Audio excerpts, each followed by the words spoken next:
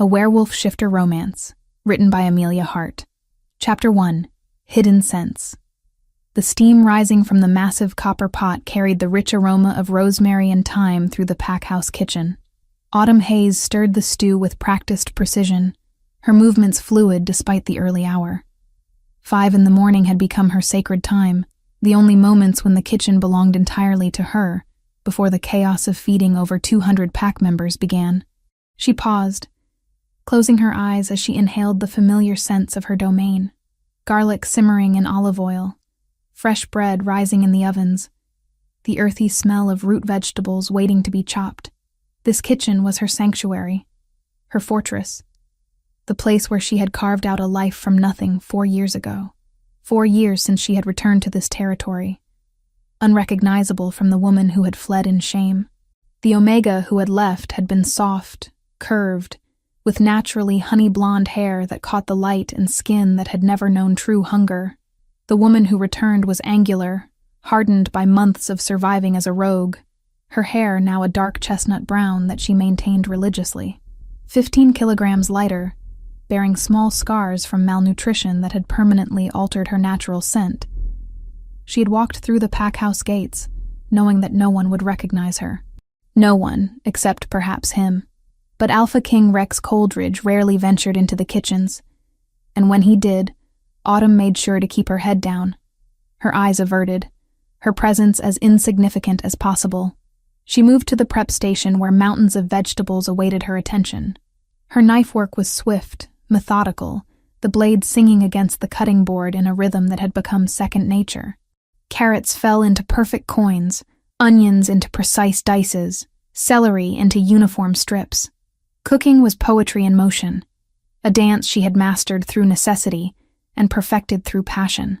The memory tried to surface, as it did every morning at this hour. A masquerade ball 4 years ago, elaborate masks hiding faces, the scent of night-blooming jasmine in the air. She pushed it down, buried it deep where it couldn't hurt her.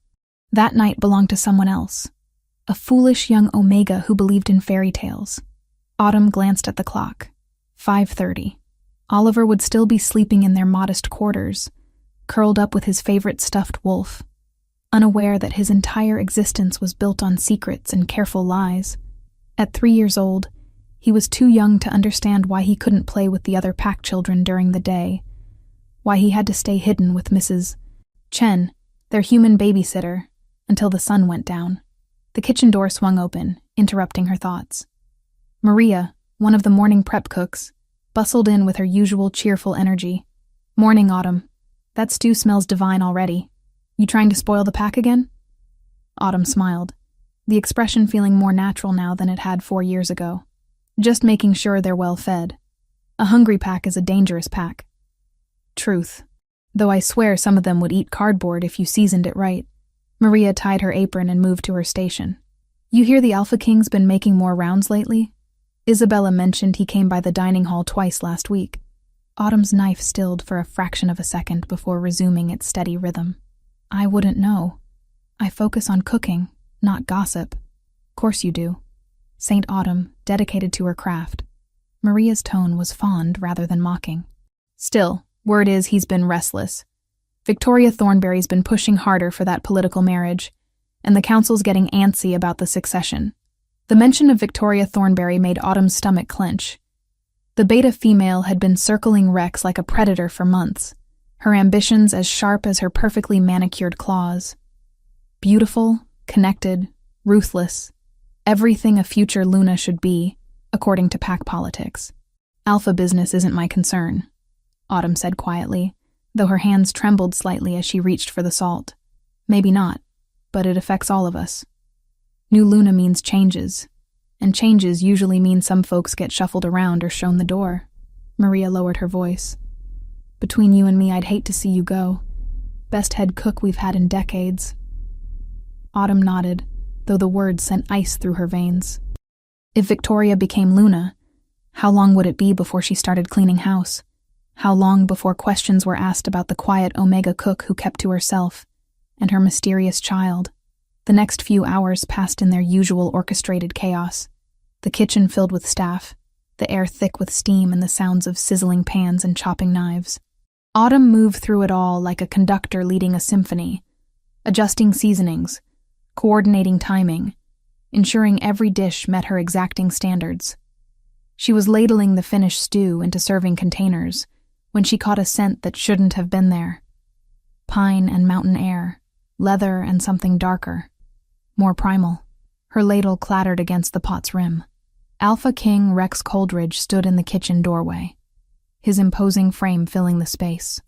Even in the controlled chaos of the breakfast rush, his presence commanded immediate attention. Conversations quieted. Movements became more deliberate. The air itself seemed to thicken with his authority. Autumn kept her head down, focusing intently on her task, but she could feel his golden eyes scanning the room. He rarely came to the kitchens during service hours.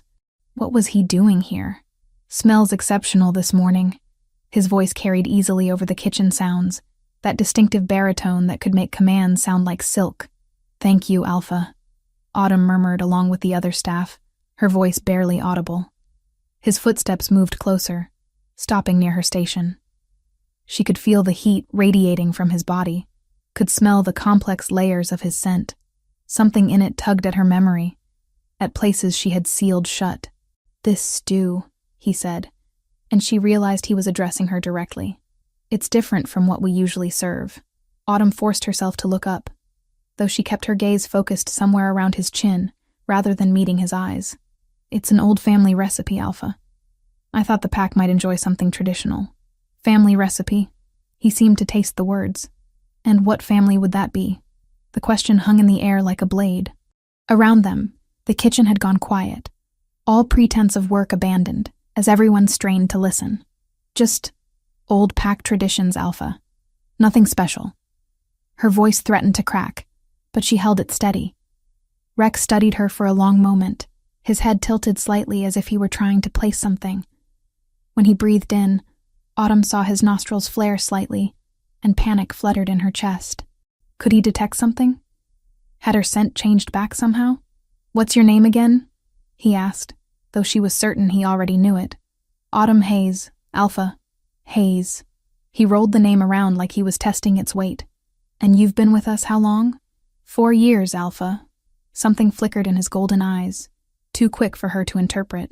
4 years. He repeated softly. The kitchen timer chose that moment to chime, breaking the spell. Autumn jumped at the sound, using it as an excuse to turn away from his penetrating stare. "The bread's ready," she said quickly, moving toward the ovens. When she looked back, Rex was gone, leaving only the lingering scent of pine and leather, and the uncomfortable feeling that everything had somehow changed in the span of a few minutes. The rest of the service passed in a blur. By the time the last breakfast dish had been served and the cleaning begun, Autumn's nerves were frayed raw. She needed to see Oliver, needed to hold him, and remind herself why she endured this constant state of fear. But first, she had to finish her duties. The lunch prep wouldn't wait, and displaying any weakness now, after Rex's unexpected visit, would only invite more scrutiny. As she reached for her knife to begin chopping vegetables for the afternoon meal, her hands were shaking. Chapter 2. Haunted Recognition. Rex stood at the window of his office, staring out at the moonlit forest beyond the pack house walls. But his mind was elsewhere entirely. 3 days had passed since his unexpected visit to the kitchens, and he couldn't shake the feeling that something significant had occurred. Something his conscious mind couldn't quite grasp, but his wolf understood with perfect clarity. The scent. There had been something about Autumn Hayes' scent that called to him. Layers beneath layers that his heightened senses had detected but couldn't fully decipher. It was maddening, like trying to remember a dream upon waking, the details slipping away even as he reached for them. He found himself making excuses to visit the kitchens with increasing frequency. Quality inspections, he told himself, ensuring the pack's nutrition standards were being maintained. But the truth was simpler and more disturbing. He was hunting something he couldn't name, chasing shadows of memory that refused to materialize. "You're brooding again." Victoria Thornberry's voice cut through his thoughts as she entered his office without invitation, a habit that had become increasingly irritating. She moved with predatory grace, her platinum blonde hair catching the lamplight, ice blue eyes assessing him like a prize she intended to claim. "I'm thinking," Rex corrected, not turning from the window. "There's a difference." "About what? Or should I ask about whom?" Her tone carried a dangerous edge. "The pack is starting to whisper, Rex. About your sudden interest in the kitchens. About the attention you're paying to a certain Omega cook." Rex finally turned, his golden eyes flashing with warning. "Careful, Victoria. You're overstepping." She laughed, the sound sharp and calculated. "Am I? We're to be announced within the month.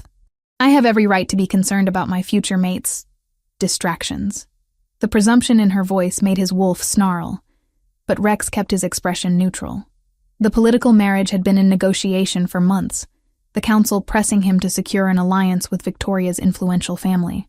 But something in him rebelled against it, had been rebelling against it for reasons he couldn't articulate. "Nothing has been finalized," he said carefully, "but it will be." Victoria moved closer, her scent, expensive perfume and ambition, filling the space between them. "Unless you're having second thoughts about our arrangement." Rex studied her face, noting the calculation behind her beauty, the cold intelligence that never quite reached her eyes. She would make a politically advantageous Luna. He couldn't deny that. Her family controlled significant territory to the east, and their alliance would strengthen his pack's position considerably. So why did the thought of claiming her make his skin crawl? "I need more time," he said finally. Victoria's smile didn't waver, but something dangerous flickered in her gaze. "Time for what, exactly? To chase after kitchen staff?" "Really, Rex, I thought you had better taste." The insult to Autumn hit him like a physical blow, surprising him with its intensity. "Watch yourself," he growled, alpha authority bleeding into his voice. For a moment, Victoria's mask slipped, revealing the calculating predator beneath. Then she smiled again, this time with genuine amusement. "My apologies.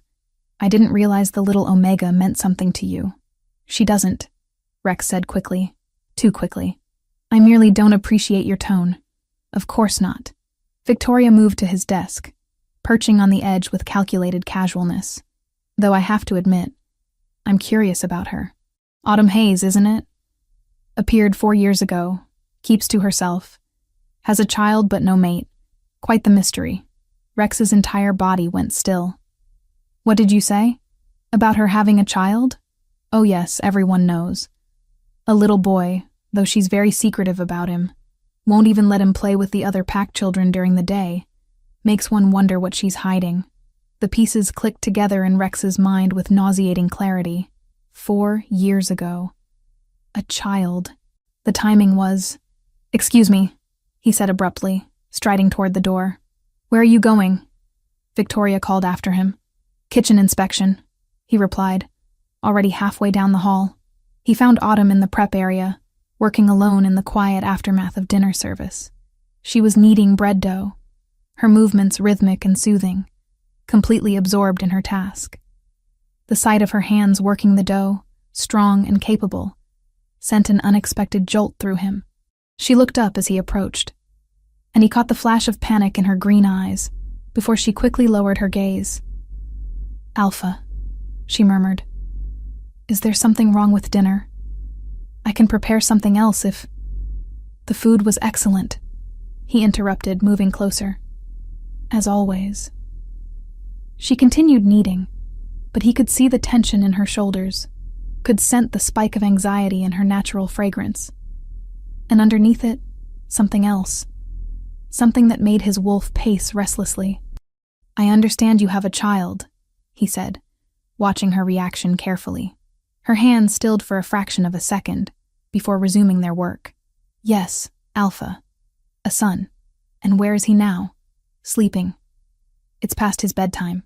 Her voice was steady, but he could hear the slight tremor underneath. "What's his name?" This time she did pause, looking up at him with poorly concealed wariness. "Oliver. Oliver," Rex repeated, tasting the name. "And his father?" Autumn's face went pale. There is no father. Not in any way that matters. Everyone has a father, Autumn." He stepped closer. Close enough that his scent would be surrounding her. Close enough that he could detect every nuance of her emotional state. "The question is, whether they acknowledge their children. She turned back to her dough with jerky movements, her breathing becoming shallow. Some men don't deserve to be called fathers. The pain in her voice was unmistakable, and something protective flared in Rex's chest. Did he abandon you? Please, she whispered. I don't want to talk about this. You mentioned this was a family recipe yesterday, he pressed, unwilling to let the subject drop. Your stew. What family? I misspoke. Her hands were shaking now, working the dough more aggressively than necessary. It's just something I learned, nothing important. Rex watched her for a long moment, taking in the defensive set of her shoulders, the way she avoided meeting his eyes, the complex layers of her scent that seemed to shift and change the more agitated she became. There was something there, something significant, but it danced just beyond his understanding. How old is Oliver? He asked quietly. The question seemed to hit her like a physical blow. She stopped kneading entirely, her knuckles white as she gripped the counter.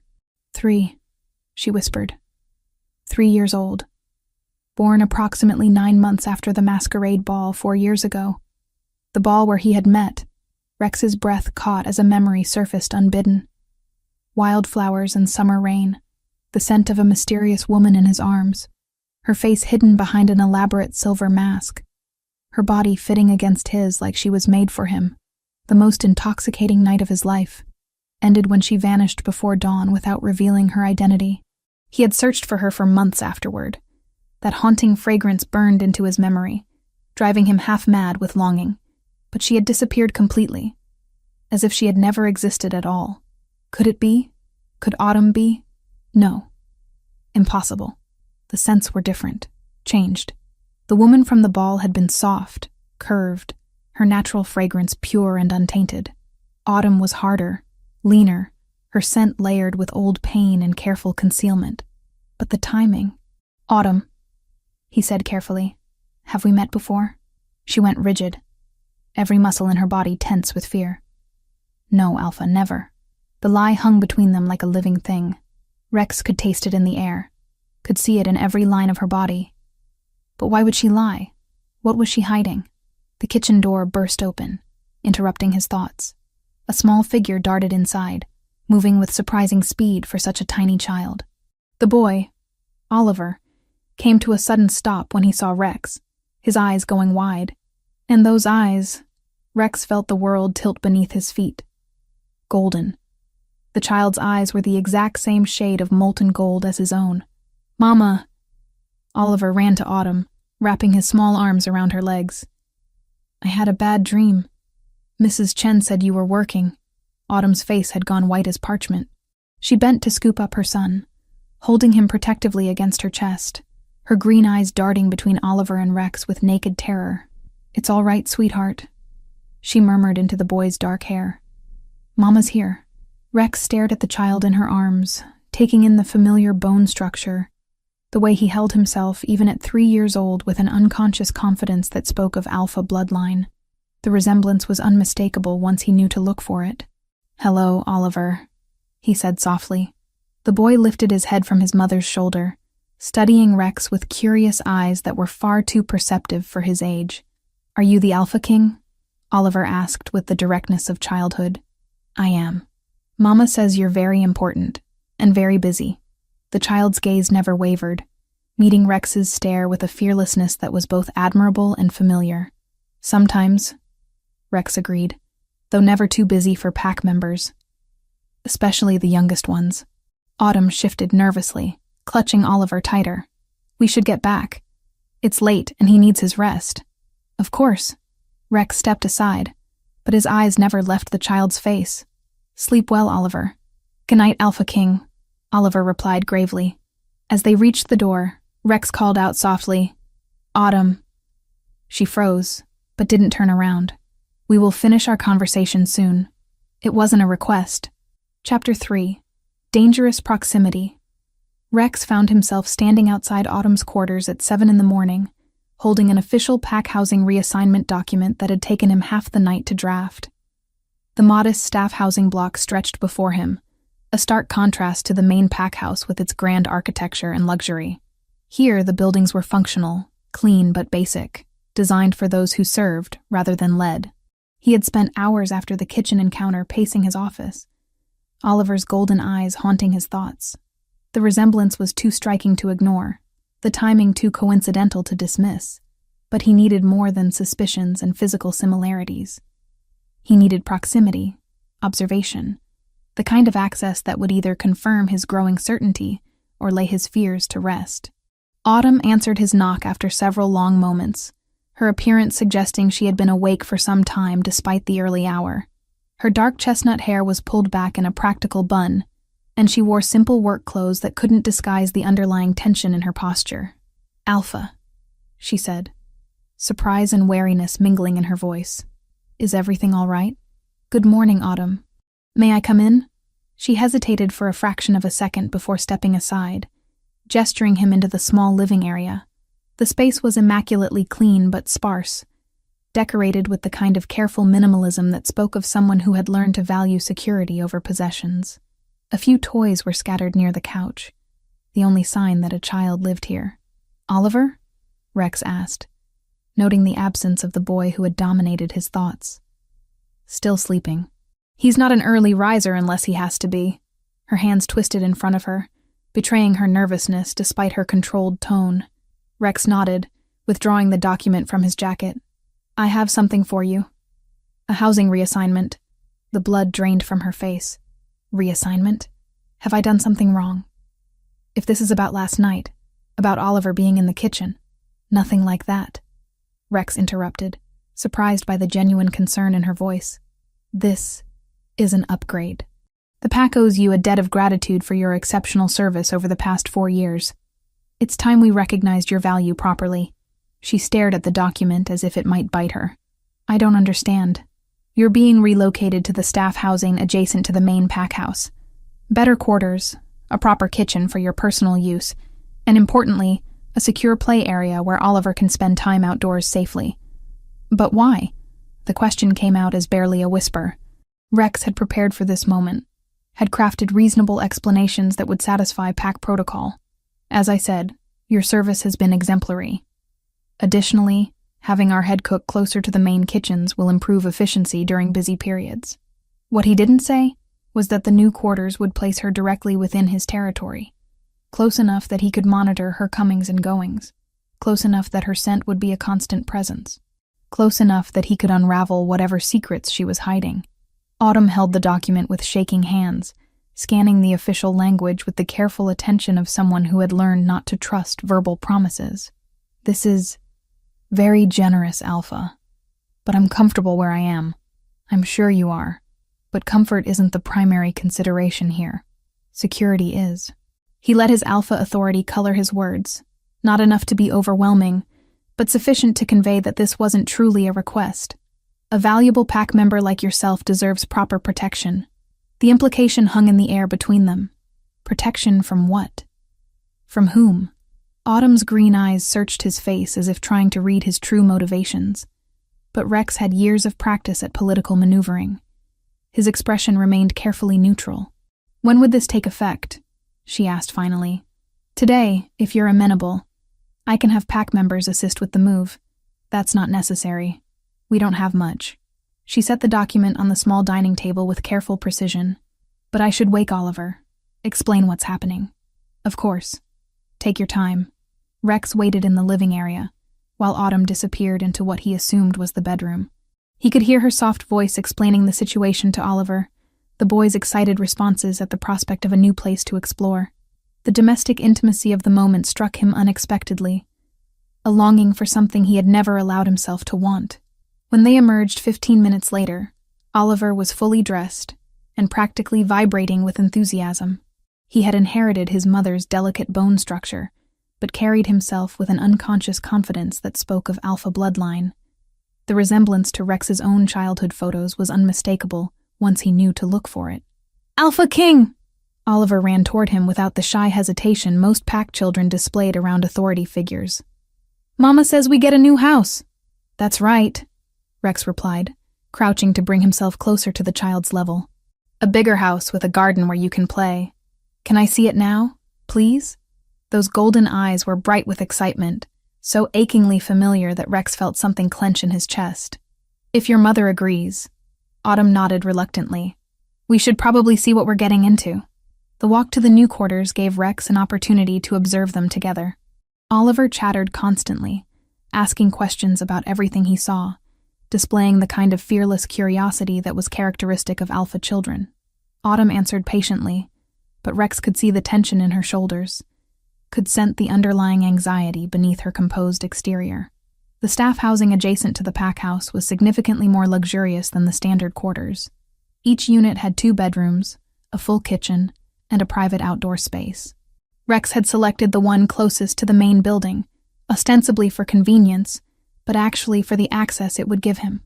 "This is amazing, Mama!" Oliver ran from room to room, his delighted laughter echoing through the space.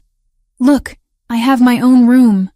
Autumn followed more slowly, taking in the upgraded appliances, the spacious layout, the quality furnishings that far exceeded anything she would have expected. When she emerged from inspecting the bedrooms, her expression was carefully controlled, but Rex could read the questions in her eyes. "This is very generous," she said quietly. "More than generous. You deserve it." "Do I?" She studied his face intently. "Or is there something you're not telling me?"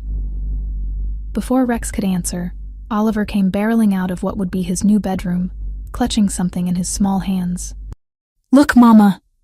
I found this!" He held up a piece of paper and several crayons, apparently left behind by previous occupants. Without waiting for permission, he settled cross-legged on the living room floor and began to draw with intense concentration. "What are you making, sweetheart?" Autumn asked, moving to sit beside her son. "A picture for the Alpha King," Oliver replied matter-of-factly, "to say thank you for the new house." Rex found himself drawn to watch the child's artistic efforts, fascinated despite himself. Oliver's tongue peeked out in concentration as he worked, his small hands surprisingly steady as he added detail to his drawing. After several minutes, he held up the finished product with obvious pride. Done. The drawing was typical of a 3-year-old's artwork, stick figures in bold colors with more enthusiasm than technical skill. But the subject matter made Rex's breath catch. Oliver had drawn a family, a woman with dark hair, a small child, and a tall man with what appeared to be golden eyes and dark hair. "That's beautiful, Oliver," Autumn said, though her voice was strained. "Who are the people in your picture?" "That's you, Mama. And that's me." Oliver pointed to each figure in turn. "And that's Papa." The silence that followed was deafening. Rex stared at the crude drawing, at the way the child had instinctively portrayed the man with his exact coloring, his approximate height relative to Autumn's smaller frame. "Papa?" Rex repeated softly. Oliver nodded enthusiastically. "Mama says I don't have a papa, but I dream about him sometimes. He has eyes like mine, and he's really strong, and he smells like the forest." Autumn had gone white as bone. She reached for the drawing with shaking hands, but Oliver pulled it back. "It's for Alpha King," he said firmly. "He gave us the nice house." Rex accepted the drawing, studying the innocent artistry that revealed so much. The resemblance the child had captured, probably without conscious understanding, was impossible to ignore, but it was Oliver's words that struck him like physical blows. Dreams about a father he had never met. A father who smelled like the forest. Autumn stood abruptly, her movements jerky and uncontrolled. "Oliver, why don't you go explore your new room some more? We need to figure out where to put all your toys." "Okay, Mama." The boy scampered off, already forgetting his artwork in favor of new adventures. The moment they were alone, Autumn turned to Rex with desperation in her green eyes. "Please," she whispered, "don't read anything into a child's imagination. He's too young to understand." "Is he?" Rex interrupted, setting the drawing carefully on the coffee table. "Because his imagination seems remarkably specific. Children make up stories all the time. It doesn't mean anything." Rex stepped closer, close enough that she had to tilt her head back to meet his gaze. "Then explain the resemblance. Explain the timing. Explain why you're so terrified every time I'm near you." "I'm not terrified," she lied. "Your scent says otherwise." He could smell it now, the complex layers of her emotional state. Fear, yes, but underneath it, something else. Something that made his wolf pace restlessly. There's something familiar about you, Autumn. Something that calls to me in ways I can't explain. She pressed her lips together, clearly fighting some internal battle. For a moment, Rex thought she might confess whatever secret she was harboring. But then Oliver's voice called from the bedroom, asking for help reaching something. And the moment shattered. I should help him, she said quickly, moving toward the doorway. Rex caught her arm gently, careful not to use too much of his superior strength. The contact sent an electric shock through both of them, and he saw her eyes widen with something that looked like recognition before she quickly looked away. We will finish this conversation, he said quietly. Soon. She nodded wordlessly and disappeared into the bedroom, leaving Rex alone with a child's drawing and the growing certainty that his entire world was about to change. Chapter 4. Unraveling. Truth. 2 weeks had passed since the housing reassignment, and Rex found himself inventing reasons to be near Autumn's new quarters with increasing frequency. The proximity he had orchestrated was working exactly as intended, and torturing him in ways he hadn't anticipated. From his office window, he could see Oliver playing in the small garden outside their unit, the boy's laughter carrying on the afternoon breeze. The child moved with a natural confidence that grew more pronounced each day, displaying the kind of fearless authority that marked future alphas. When other pack children came near, they instinctively deferred to him despite his young age, recognizing something in him that went beyond typical pack hierarchy. Rex was reviewing territory reports when a commotion in the courtyard below drew his attention. Oliver had fallen from the low stone wall he had been walking along, and even from this distance, Rex could see the bright red bloom of blood on the boy's forehead. He was moving before conscious thought took hold, abandoning his papers and taking the stairs 3 at a time. By the time he reached the courtyard, Autumn was already there, cradling Oliver against her chest while examining the gash above his left eyebrow. It's okay, sweetheart, she murmured, though her voice was tight with worry. It's just a little cut. But it wasn't little. Rex could smell the copper tang of blood in the air, could see the way it flowed freely from the wound. Head injuries in children were nothing to take lightly, even for shifters with accelerated healing. He needs the pack doctor, Rex said, his alpha authority cutting through the small crowd that had gathered. Autumn looked up at him with grateful eyes. I was going to take him myself, but I'll carry him. It'll be faster. Without waiting for her agreement, Rex gently lifted Oliver from her arms. The child was crying, but not hysterically, more from shock than pain. The moment Rex's hands made contact with him, Oliver's crying quieted to small hiccups. Alpha King. Oliver sniffled, wrapping his small arms around Rex's neck with complete trust. I fell down. I can see that, brave boy. We're going to get you fixed up. The pack clinic was only a few minutes away, but those minutes felt like hours. Rex was acutely aware of the small weight in his arms, of the way Oliver fit perfectly against his chest, of the trust the child showed in someone who was essentially a stranger. Most 3-year-olds would be terrified of the Alpha King, but Oliver seemed to find comfort in his presence. Autumn walked beside them, her anxiety rolling off her in waves. Rex could scent the complex layers of her emotional state, fear for her child, gratitude for his help, and underneath it all, something that made his wolf stir restlessly. Dr. Martinez was waiting for them, having been alerted by one of the pack members who had witnessed the accident. She was an efficient beta in her 50s, respected throughout the territory for her skill and discretion. Let's see what we have here, she said gently, gesturing for Rex to place Oliver on the examination table. I don't want to let go of Alpha King, Oliver protested, tightening his grip around Rex's neck. The words hit Rex like a physical blow. The absolute trust in the child's voice, the way he clung to him as if seeking protection from a father. It was almost more than he could bear.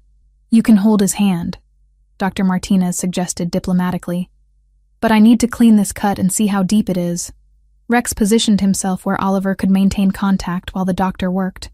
The gash was deeper than it had initially appeared, requiring several stitches. Throughout the procedure, Oliver alternated between watching with fascination and burying his face against Rex's arm. You're being very brave, Rex told him softly. Mama says I'm strong like Papa, Oliver replied matter-of-factly. even though I never met him. Autumn's sharp intake of breath was audible across the small room. Rex met her eyes over Oliver's head, seeing the panic there, the desperate plea for him not to pursue that line of conversation.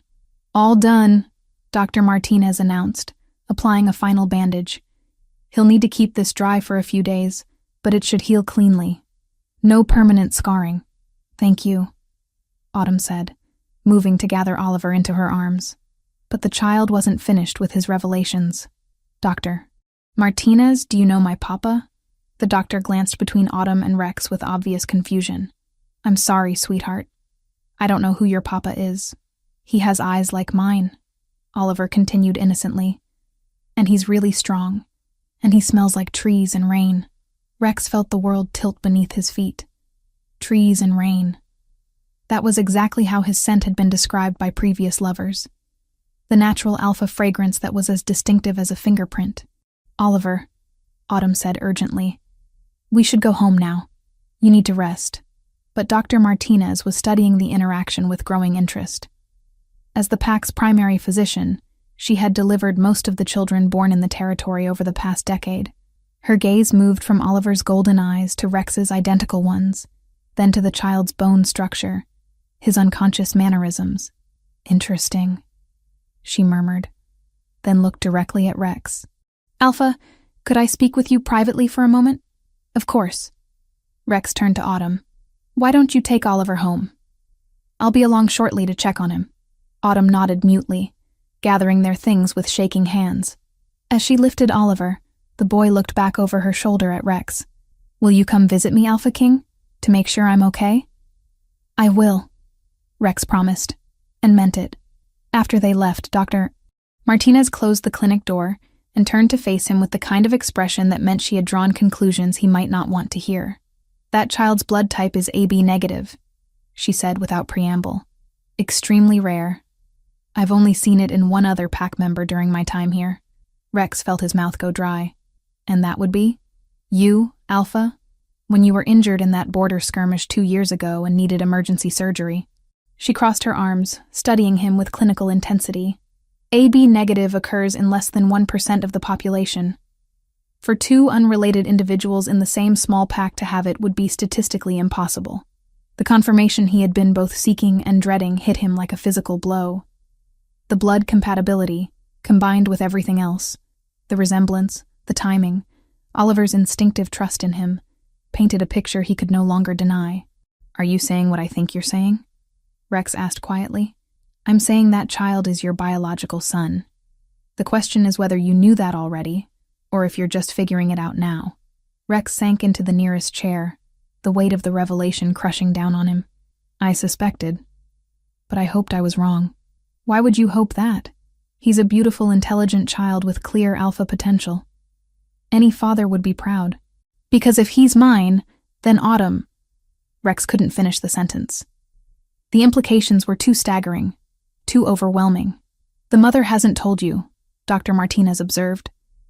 "That explains the terror I could scent coming off her. She's been hiding this from you for 3 years. 4 years," Rex corrected automatically. "Since before he was born." Dr. Martinez raised an eyebrow.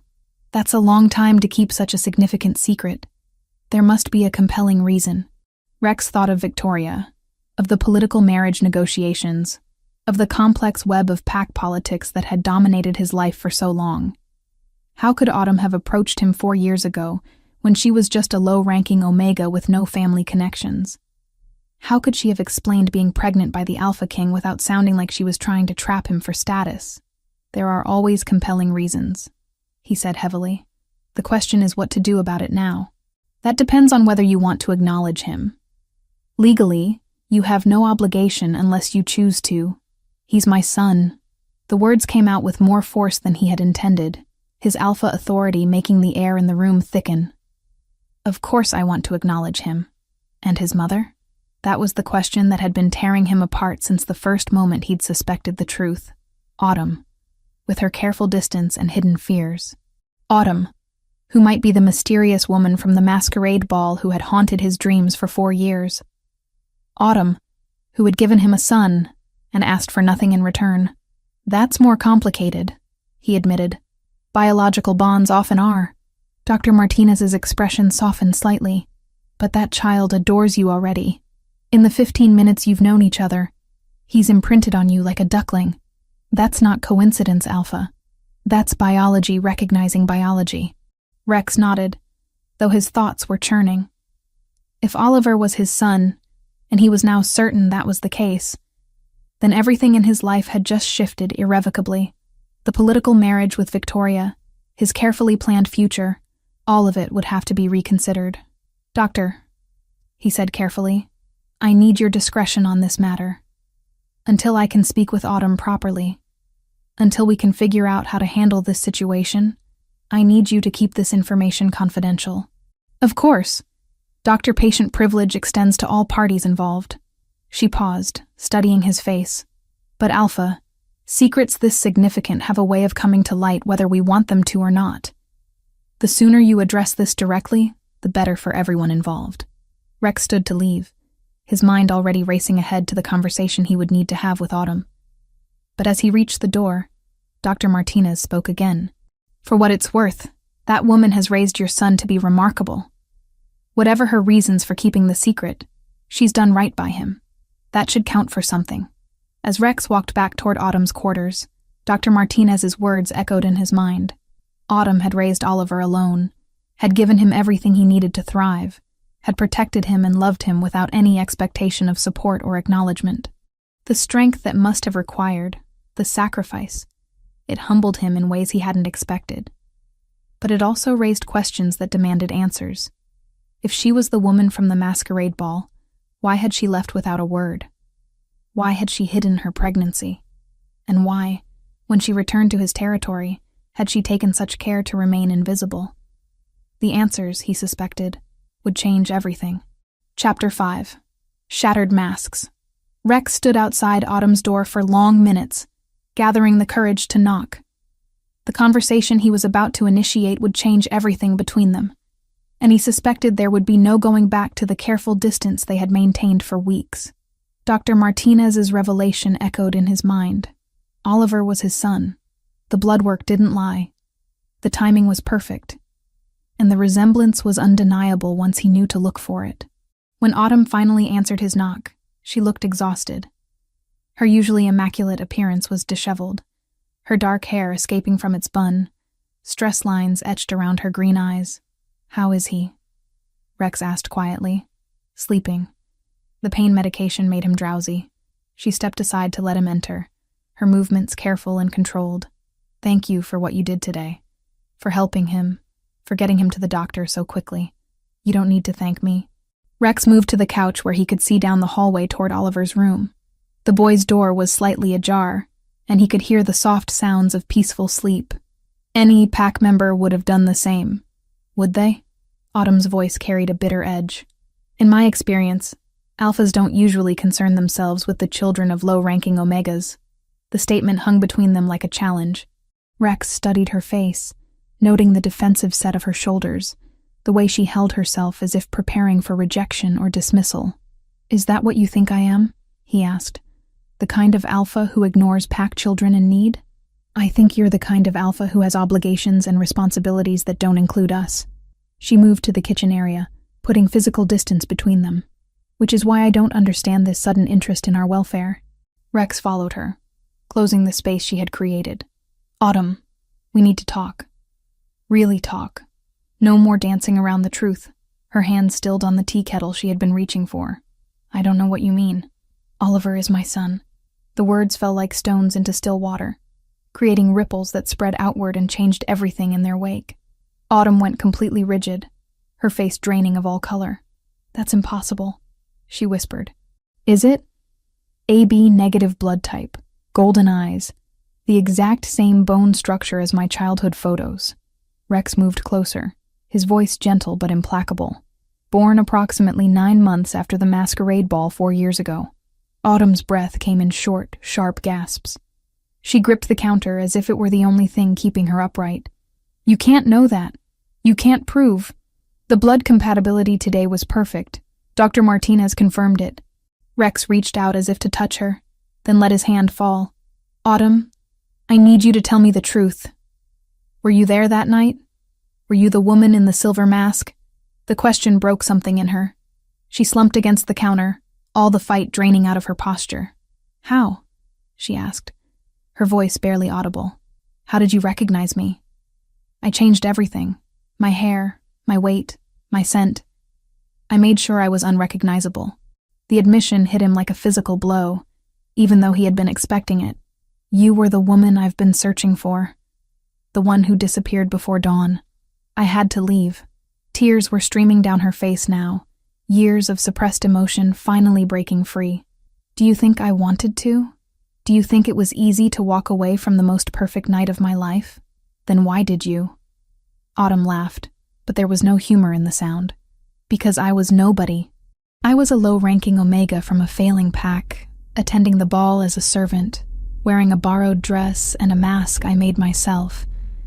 I had no business being in your arms, no right to dream that it could be anything more than one night.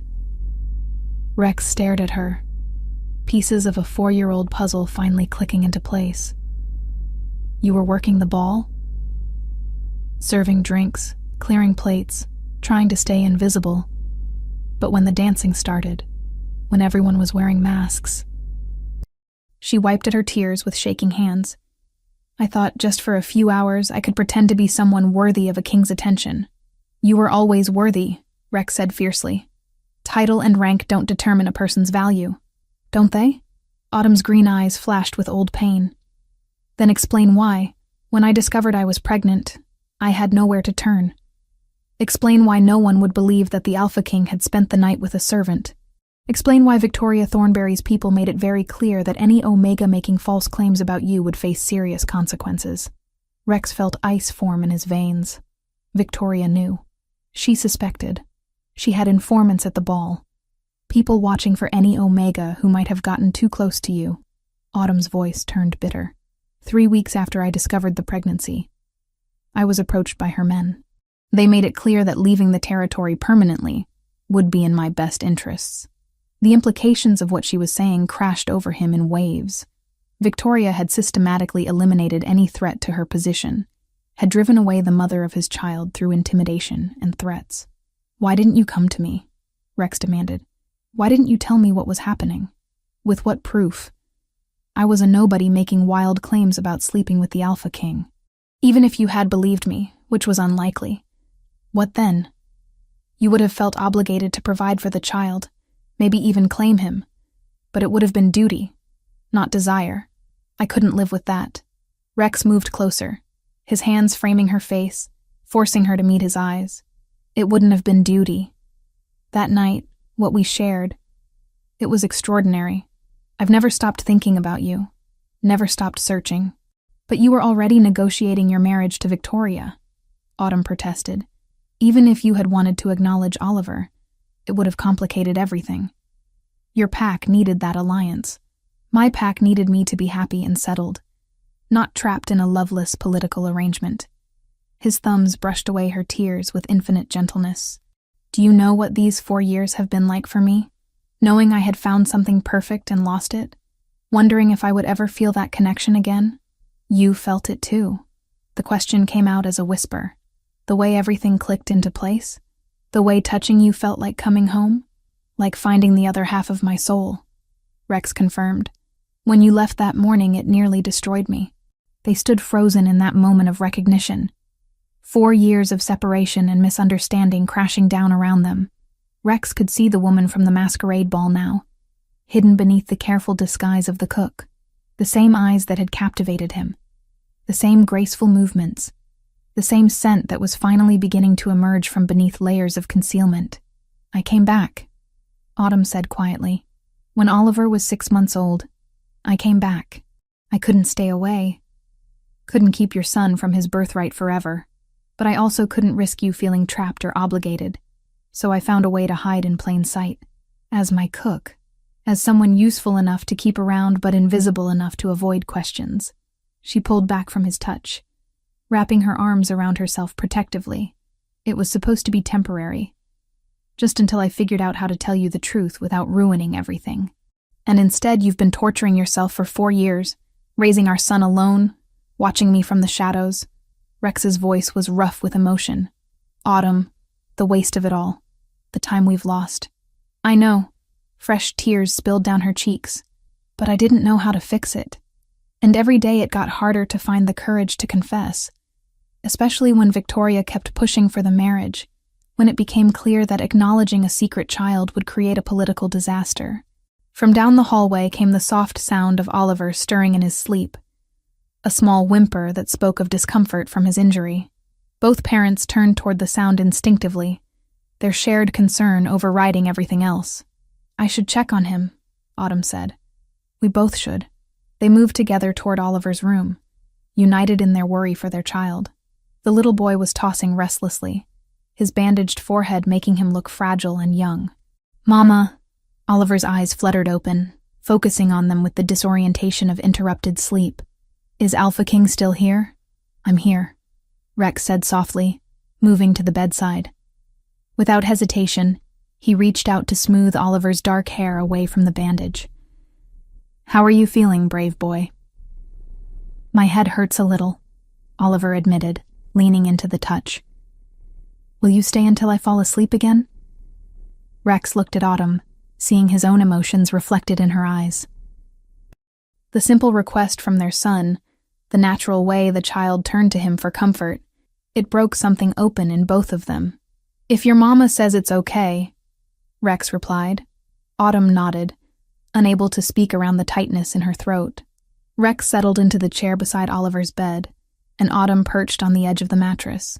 For the first time in 4 years, they were together as a family, even if none of them fully understood what that meant yet. Mama, Oliver said drowsily, is Alpha King my papa? The one from my dreams? The question hung in the air like a loaded weapon. Autumn looked at Rex with wide, terrified eyes, clearly unprepared for this moment of truth. What do you think, Oliver? Rex asked gently. Oliver studied Rex's face with the serious intensity of childhood, comparing what he saw to some internal image. You have the same eyes as me, and you smell like trees and rain, just like in my dreams. And he paused, reaching out to touch Rex's hand. And you feel like home. Rex's throat closed completely. The simple, honest words from his son were more devastating than any declaration of love from an adult could have been. Then yes, he managed to say. I'm your papa. Oliver smiled sleepily and closed his eyes, his small hand still wrapped around Rex's finger. I knew you would come find us someday. Within minutes, the child was sleeping peacefully again, but Rex remained frozen in place, overwhelmed by the magnitude of what had just happened. He was a father, not just biologically, but officially, acknowledged, claimed. The child he had helped create was finally his to protect and love. When he looked up, Autumn was watching him with an expression of wonder and terror mixed together. There's no going back from this, she whispered. No, Rex agreed. There isn't. The question is, are you ready to move forward? Chapter 6. The storm breaks. The Pack Council meeting had been scheduled for 2 days after Rex acknowledged Oliver as his son. Word traveled fast in the close-knit shifter community, and by morning, everyone knew that the Alpha King had claimed a secret heir. The revelation sent shockwaves through the carefully maintained political structure that had been building toward his marriage with Victoria Thornberry. Rex stood at the head of the ancient oak table, facing 12 of the territory's most influential members. Their expressions ranged from curious to hostile, with Victoria's faction clearly preparing for battle. She sat at his right hand, her ice-blue eyes burning with fury barely concealed beneath a mask of political composure. Let me understand this correctly, Elder Harrison began, his weathered face creased with disapproval. You're claiming that a servant, a cook, has been hiding your heir for 4 years without your knowledge. I'm claiming that Autumn Hayes is the mother of my son, Oliver, who was conceived during the masquerade ball 4 years ago, Rex replied evenly. The circumstances of their concealment are more complex than you're implying. Victoria's laugh was sharp and bitter. Convenient, isn't it? A low-ranking Omega suddenly produces a child with golden eyes, just as our marriage negotiations reach their conclusion. How fortuitous for her social climbing aspirations.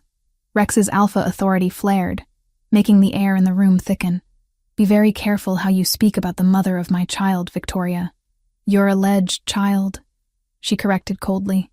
Without DNA testing, this is nothing more than an opportunistic Omega making wild claims for personal gain. The blood work has been confirmed, Dr. Martinez interjected from her seat near the end of the table. AB negative blood type, perfect compatibility for transfusion, and distinctive genetic markers that are impossible to fake. Victoria's composure cracked slightly. Blood types can be coincidental. Physical resemblance can be manipulated through careful observation and mimicry. None of this constitutes proof of paternity. Then what would satisfy you? Rex asked, his voice dangerously quiet. Official genetic testing, for starters. A full investigation into this woman's background and her true motivations for keeping such a significant secret. And most importantly, Victoria leaned forward, her predatory instincts on full display. Answers about why she chose to reveal herself now, just as you're about to fulfill your obligations to this pack through a proper political alliance. The accusation hung in the air like a poisoned blade. Rex could see some of the council members nodding in agreement, their suspicions fed by Victoria's skillful manipulation of the situation. I didn't reveal myself, came a quiet voice from the doorway. He discovered the truth despite my efforts to keep it hidden. Every head in the room turned to see Autumn standing in the entrance. Oliver's small hand clasped firmly in hers. She had dressed carefully for this confrontation. Not in her usual work clothes, but in a simple blue dress that highlighted her natural beauty and dignity. Oliver wore his best outfit, looking every inch the alpha prince he was born to be. Ms. Hayes, Elder Harrison said coldly, this is a closed council meeting. You have no authority to be here. As the mother of the Alpha's acknowledged heir, I have every right to defend my son's legitimacy, Autumn replied, her voice steady, despite the obvious terror in her scent. Especially when his birthright is being questioned by people who would benefit from his absence. Victoria rose from her chair like a striking serpent. How dare you imply— I imply nothing, Autumn interrupted, her green eyes flashing with dangerous fire. I state facts. 4 years ago, you had me removed from this territory because you saw me as a threat to your ambitions. When I returned, I deliberately kept my identity hidden to avoid exactly this kind of political maneuvering. Lies, Victoria snarled. Pure fabrication designed to— Is it? Autumn reached into her purse and withdrew a small recording device. Because I have documentation of the threats your people made, the bribes they offered, and the very clear message that my continued presence would be detrimental to my health. The room went deadly silent. Victoria's face had gone white, her carefully constructed composure finally cracking completely. You recorded private conversations? Elder Harrison demanded. I recorded threats against my life and the life of my unborn child, Autumn corrected. When powerful people abuse their authority, sometimes the only protection available is evidence of their crimes. Rex moved to stand beside her, his presence lending strength to her resolve. Play it, he commanded. The recording was brief, but damning. Victoria's lieutenant could be heard clearly offering Autumn money to leave the territory and never return, with explicit threats about what would happen if she refused, or if she ever attempted to claim that her child belonged to the Alpha King. When the recording ended, the silence in the room was absolute. Victoria looked like a trapped animal, her ice blue eyes darting between potential escape routes. This proves nothing, she said desperately. My security team was protecting Rex from fraudulent claims. They had no way of knowing that the claims were legitimate. Autumn finished for her. Which means you ordered the removal of a pregnant woman carrying the Alpha's heir based on nothing more than suspicion and jealousy. Victoria's mask finally shattered completely.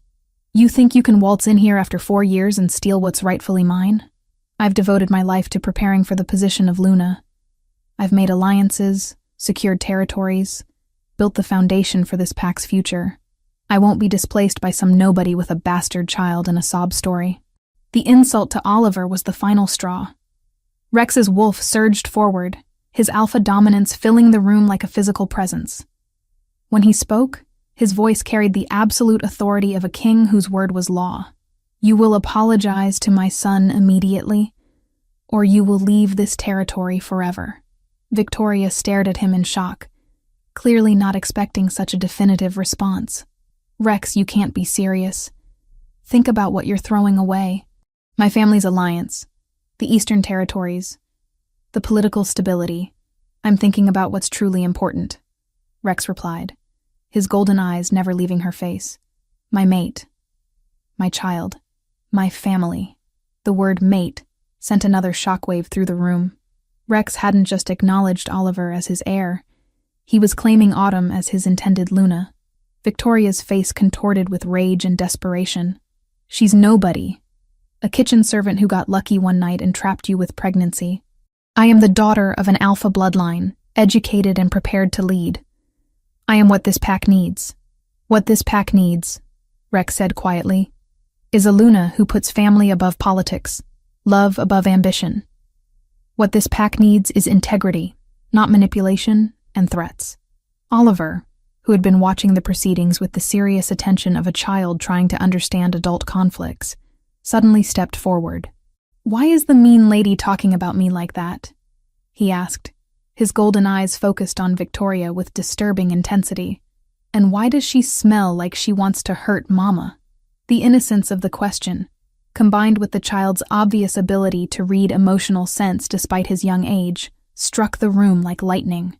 Here was Rex's son, displaying alpha abilities that most children didn't develop until much older, instinctively recognizing threats to his family. Victoria made a critical error. Instead of backing down or attempting damage control, she let her fury override her judgment. Because your mama is a liar and a manipulator, she snapped at the 3-year-old, and you're nothing more than a mistake that's ruining everything. The moment the words left her mouth, the air in the room became electric with danger.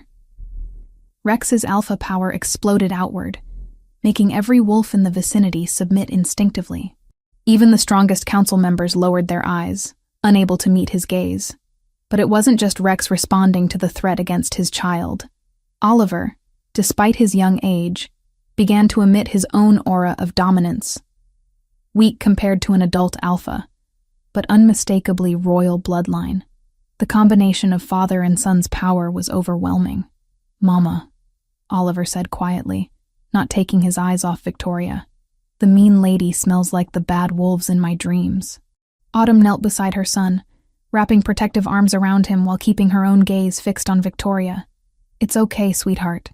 The mean lady is going to leave now. Victoria realized too late that she had crossed a line from which there was no return.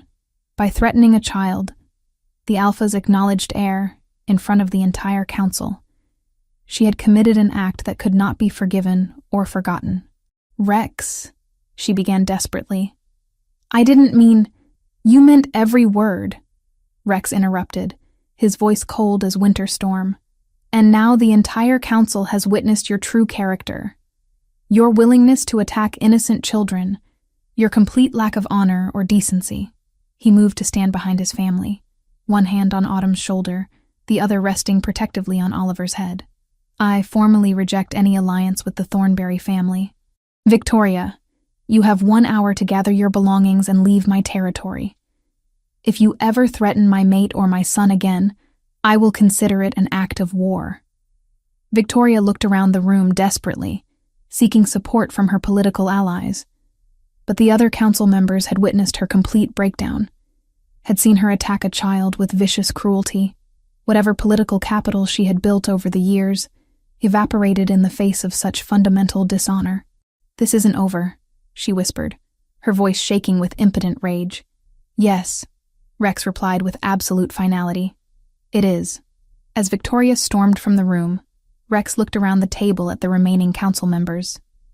Does anyone else question my son's legitimacy or my choice of mate?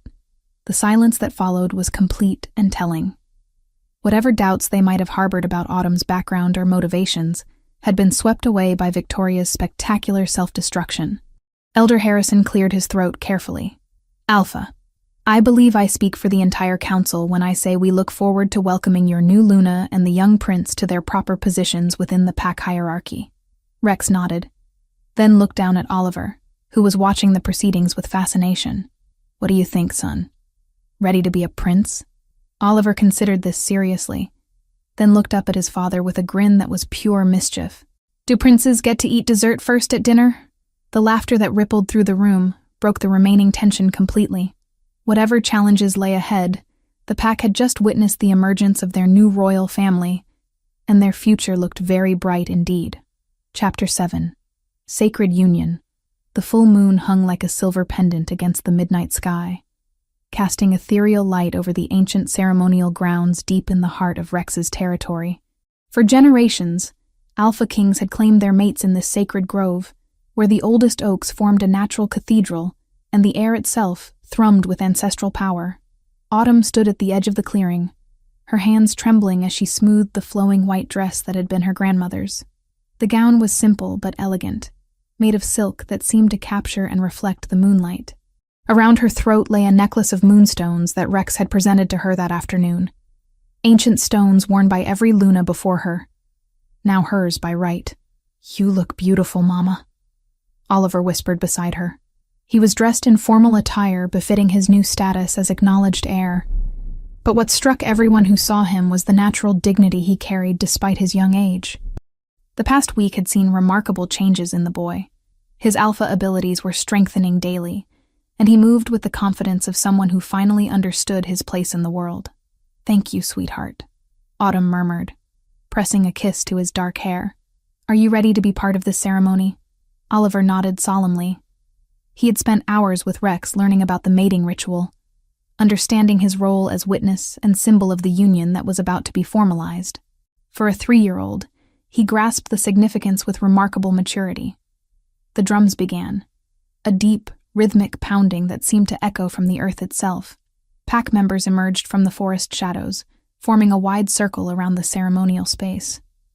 Their eyes glowed in the darkness, reflecting both human intelligence and primal wolf instincts awakened by the ancient ritual they were witnessing.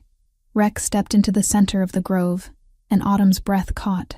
He was magnificent in the moonlight, wearing traditional ceremonial garb that emphasized his powerful build and royal bearing. But it was his eyes that captured her, those golden depths that had haunted her dreams for 4 years, now fixed on her with an intensity that made her skin burn. "Autumn Hayes." His voice carried clearly across the clearing, imbued with alpha authority that made every wolf present stand at attention. "Will you come forward and accept the claiming bond?" This was the moment of choice, the final opportunity to retreat if doubt remained. Autumn could feel the weight of centuries of tradition, the expectations of an entire pack, the magnitude of the commitment she was about to make. But when she looked at Rex, when she saw the love and desperate hope in his expression, every fear melted away. "I will," she replied, her voice steady and clear. She walked across the moonlit ground with Oliver beside her, their footsteps silent on the soft grass.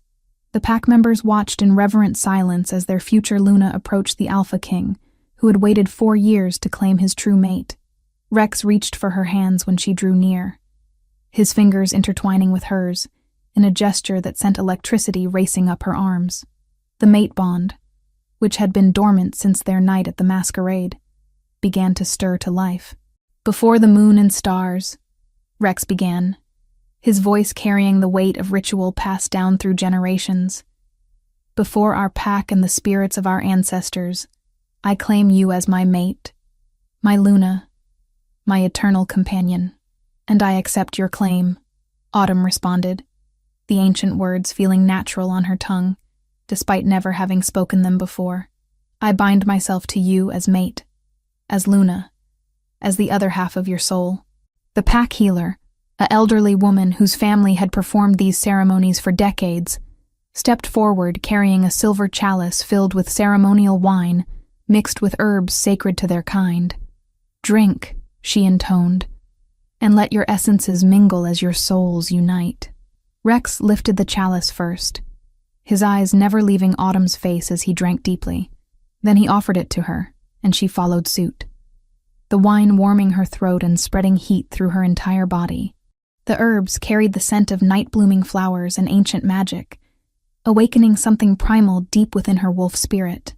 "Now comes the marking," the healer announced. This was the most intimate and irreversible part of the ceremony. Rex's hands moved to cup Autumn's face, his thumbs brushing over her cheekbones with infinite tenderness. "Are you ready?" he whispered, quiet enough that only she could hear. "I've been ready for 4 years," she whispered back. Rex's human facade began to shift slightly, allowing his wolf nature to emerge. His canine teeth lengthened, and his eyes blazed with golden fire. But there was nothing frightening about the transformation. Only power and protective love made manifest. He tilted her head to expose the curve of her neck, the traditional spot where an alpha's mark would brand her as his for all the world to see. The pack held its collective breath as Rex lowered his head, his lips brushing her skin in a caress before his teeth found their target. The claiming bite sent shockwaves through Autumn's entire being. There was an instant of sharp pain, immediately overwhelmed by waves of pleasure and connection so intense she gasped aloud. The mate bond exploded to full life between them, creating a psychic link that allowed her to feel Rex's emotions as clearly as her own. Through the bond, she experienced his overwhelming relief at finally, officially making her his desperate love that had sustained him through 4 years of searching, his fierce protectiveness that would guard her and Oliver with his life, his complete devotion that would never waver, never doubt, never abandon them again. When Rex lifted his head, Autumn could taste traces of her own blood on his lips. But more importantly, she could feel his wolf recognition and claiming of hers in ways that transcended the physical marking. "My turn," she breathed. Rex tilted his head, exposing the strong column of his throat. Autumn's own wolf rose to the surface, granting her the elongated canines necessary for the reciprocal mark. She had never experienced such a complete transformation of her senses. Suddenly she could smell every individual pack member, could hear heartbeats and breathing patterns, could sense the emotional states of everyone present. When her teeth sank into Rex's neck, the bond between them became complete. She felt his alpha power flowing into her, strengthening her own wolf and awakening abilities she had never known she possessed. But more than that, she felt his soul merging with hers. 2 halves of a whole finally reunited after too many years apart. The pack erupted in howls of celebration, voices raised to the moon in acknowledgement of their new Luna and the restoration of their alpha's happiness. The sound was primal and beautiful, a song of welcome that made tears stream down Autumn's face. Oliver stepped forward, his small hand reaching for both of his parents. Rex and Autumn broke apart long enough to scoop him up between them, holding him close as the 3 of them stood together in the moonlight. "Are you officially my family now?" Oliver asked, his golden eyes bright with wonder. "Officially and forever," Rex promised, pressing a kiss to his son's forehead. The healer raised her arms for silence. "Before the assembled pack, I present Rex Coldridge, Alpha King of the Northern Territory, and his mate, Autumn Coldridge, Luna Queen and Mother of the Air. Let all who serve this pack recognize and honor them." The pack members dropped to one knee in unison, heads bowed in respect and acknowledgement.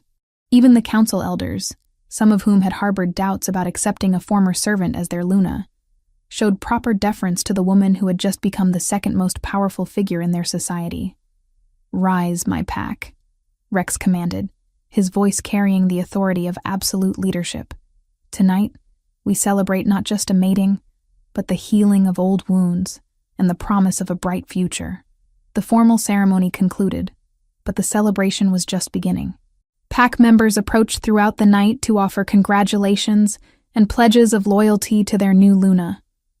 Autumn was overwhelmed by the warmth of their acceptance, the genuine pleasure they showed in their alpha's happiness. But it was the quiet moments that meant the most to her.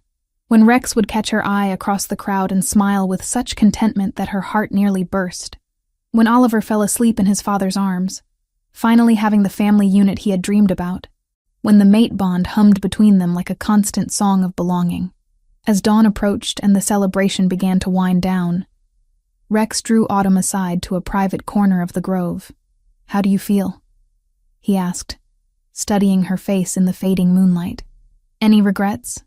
"Only one," she replied, and saw worry flicker in his golden eyes. "I regret that we lost so much time. That Oliver spent 3 years without knowing his father. That you spent 4 years searching for someone who was right under your nose. The time we lost makes the time we have now more precious," Rex said, pulling her close. "And we have eternity to make up for it." Autumn stood on her toes to kiss him, marveling at how right everything felt. The mate bond sang between them. The pack had accepted her.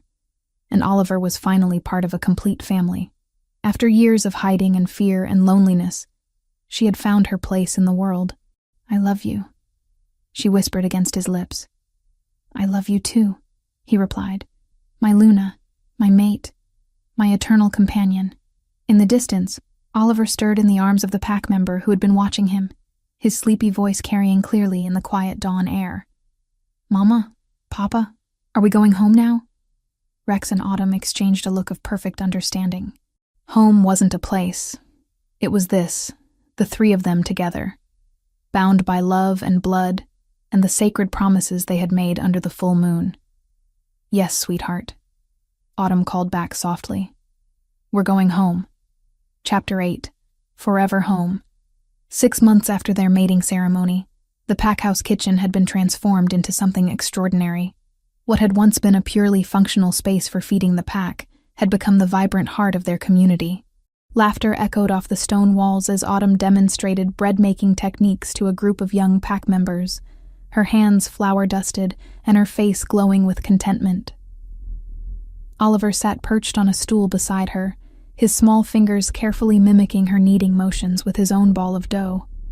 At 3.5, he had grown remarkably, both physically and in his developing alpha abilities. His golden eyes sparkled with intelligence far beyond his years, and pack members had begun to recognize the future leader he would become. "Mama, is the baby sister going to like bread?" Oliver asked, patting his dough with serious concentration. Autumn smiled, one hand moving instinctively to her rounded belly, where their second child grew. At 4 months pregnant, she was finally beginning to show, much to Rex's delighted fascination. This pregnancy was different from her first. Wanted, celebrated, surrounded by love and support, rather than fear and uncertainty. "I think she'll love everything you make for her," Autumn replied, pressing a kiss to Oliver's dark hair. "You're going to be the best big brother. I'm going to teach her how to howl properly," Oliver declared, with the confident authority of someone who had recently mastered the skill himself. "And how to catch rabbits. And how to make Papa laugh when he's being too serious about alpha stuff." The group of young pack members giggled at this assessment of their alpha king, though there was affection rather than disrespect in their amusement. Rex's happiness since claiming Autumn had transformed not just his personal life, but his leadership style. The stern, duty-bound ruler had given way to someone more approachable, more connected to his pack's daily lives. The kitchen door swung open, and Rex himself appeared as if summoned by their conversation. His golden eyes immediately found his family, the smile that crossed his face so full of love and contentment that it made Autumn's heart flutter just as it had 4 years ago. "Alpha King!" Several of the young pack members called out, showing their respect while clearly comfortable in his presence. "Good afternoon," Rex replied, making his way through the busy kitchen to reach his mate and son. He pressed a gentle kiss to Autumn's temple, then ruffled Oliver's hair. "How are my favorite bakers doing?" "We're making bread for dinner," Oliver announced proudly, holding up his admittedly lopsided creation. "And I only dropped dough on the floor twice today." "Excellent improvement from yesterday's 3 times," Rex said seriously, earning another giggle from the watching children. Autumn leaned into her mate's warmth, marveling at how natural this all felt. 6 months ago, she had been a kitchen servant hiding her identity and her son. Now she was Luna Queen, respected and beloved by the pack, carrying the next royal heir, watching her firstborn thrive under his father's guidance. Mrs. Patterson brought news from the Eastern Territories. Rex murmured quietly in her ear. "Victoria was seen attempting to form alliances with the rogue packs along our borders. The reports suggest she's not adjusting well to exile." Autumn felt a flicker of concern, but it was quickly overwhelmed by confidence in Rex's ability to protect their family and pack. "Do you think she poses a real threat?" "Not anymore," Rex replied with certainty. "Without family backing or political connections, she's just another rogue making empty threats. The established packs won't risk their stability for someone who attacked a child in council chambers." Oliver looked up from his dough, his enhanced hearing having caught parts of their conversation despite their lowered voices. "Is the mean lady trying to be bad again?" "The mean lady is very far away," Rex assured his son, lifting him from his stool for a proper hug. and she can never hurt our family again." "Good," Oliver said with satisfaction, then brightened. "Can we go see the horses after dinner? I want to show baby sister's tummy the new foal." The request made both parents smile. Oliver had developed an endearing habit of including his unborn sister in all his activities, talking to Autumn's belly as if the baby could hear and respond. According to Dr. Martinez, such behavior often indicated strong sibling bonds even before birth. "After dinner and after you finish your bread," Autumn negotiated, earning an enthusiastic nod from her son. The afternoon progressed in peaceful domestic rhythm. The bread was completed and set to rise. The young pack members dispersed to their own families, and the kitchen gradually quieted as dinner preparations began. Rex remained close by, sometimes helping with tasks, but mostly just enjoying the opportunity to watch his mate in her element. As evening approached and the pack gathered for their communal meal, Autumn found herself observing the scene with deep satisfaction. The great dining hall buzzed with conversation and laughter, families sharing food and stories, children playing between the tables while their parents watched with indulgent smiles. At the head table, Oliver regaled anyone who would listen with detailed plans for his baby sister's education in proper alpha behavior. His enthusiasm was infectious, and even the stern council elders found themselves charmed by the young prince's earnest preparations for big brotherhood. "You've created something beautiful here," Rex said quietly, his hand finding hers beneath the table. "We created it," Autumn corrected. "This sense of community, of belonging. It comes from the love you've shown not just me and Oliver, but everyone in the pack." Rex squeezed her fingers, his thumb tracing the mate mark on her wrist that had never faded since their ceremony. "Do you ever miss it? The quiet life, the anonymity?" Autumn considered the question seriously. There were indeed challenges to being Luna Queen. Public scrutiny, political responsibilities, the constant awareness that her every action reflected on the pack.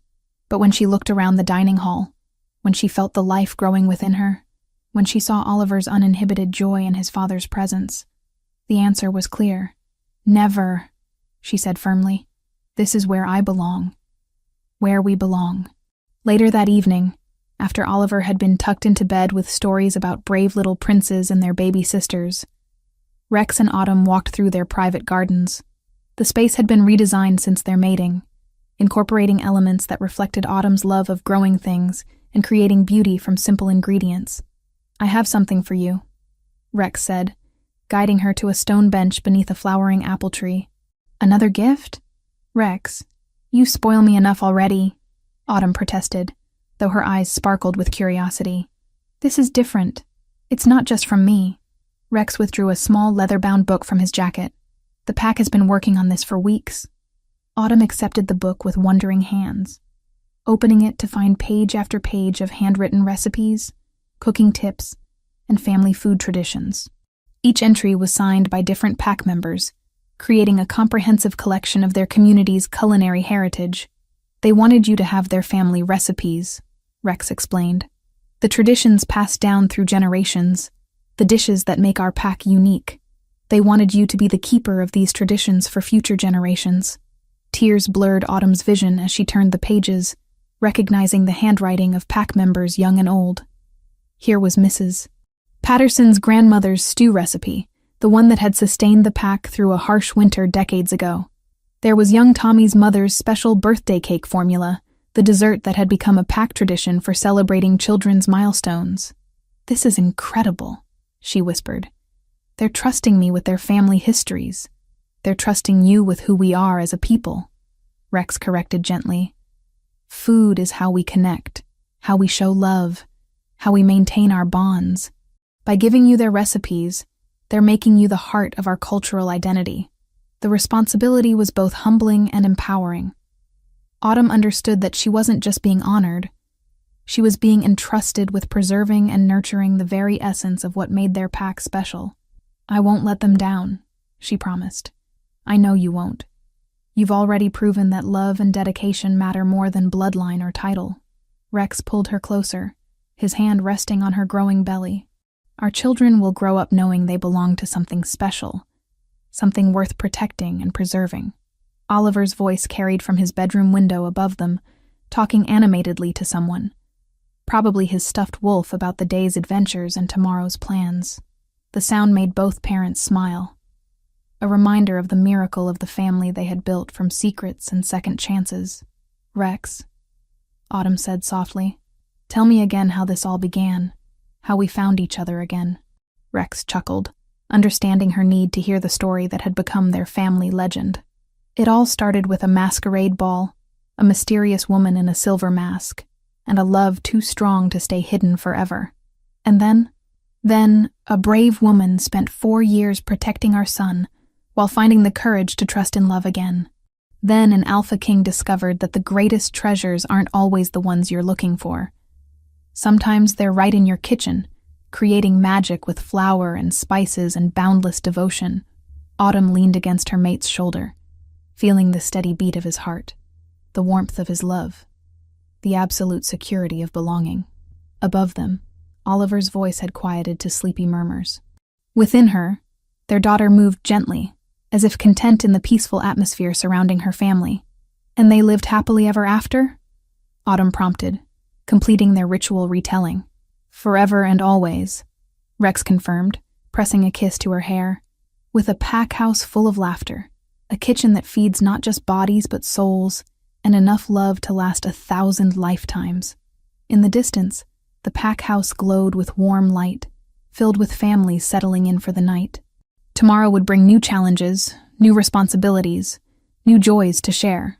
But tonight, Alpha King Rex Coldridge and Luna Queen Autumn Coldridge sat in their garden with their children, born and unborn, and knew that they had found something rarer than any treasure, stronger than any political alliance, more precious than any crown. They had found home. They had found family. They had found forever.